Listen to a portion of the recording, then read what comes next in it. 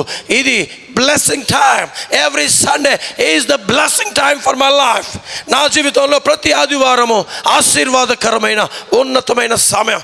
ఆ సమయంలో నేను ప్రభు సన్నిధిలో ఉంటే అనేకమైన ఆశీర్వాదాలు నా జీవితంలో నేను పొందుకుంటాను. గట్టిగా ఒకసారి చప్పట్లు కొట్టి ప్రభు నామాన్ని ఘనపరిచి స్తుతిద్దాం. హల్లెలూయా, హల్లెలూయా. విచారములతో ఉన్నావా? విచారములతో ఉన్నాడా? Everybody is filled with worry and anxiety. The Lord is speaking to everyone. Come to the presence of the Lord.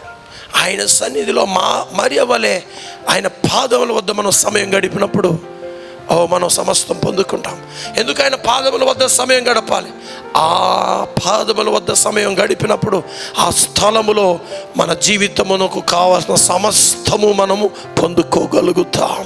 We will receive the strength from God. We will receive the wisdom from God.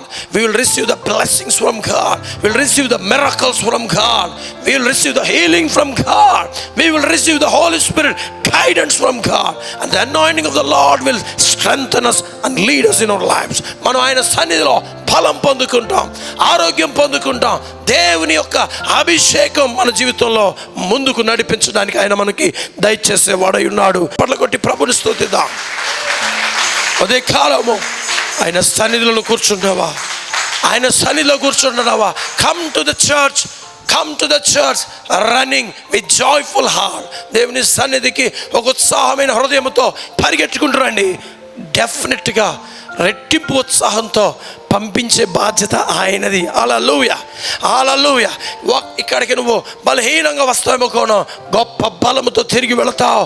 ఇక్కడ అనారోగ్యంతో నువ్వు వస్తావేమో, గొప్ప స్వస్థత నీ ఆత్మను పొందుకొని వెళతావు.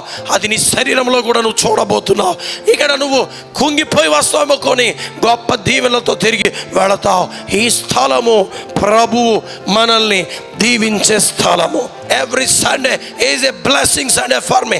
Every Sunday is a great supernatural miracle Sunday for me. Hallelujah. ఇటువంటి ఆశీర్వాదము నా ప్రభు వద్ద మాత్రమే నాకు దొరుకుతుంది అని ఎప్పుడు కూడా ఆశించి ఆయన వద్దకు రావాలి.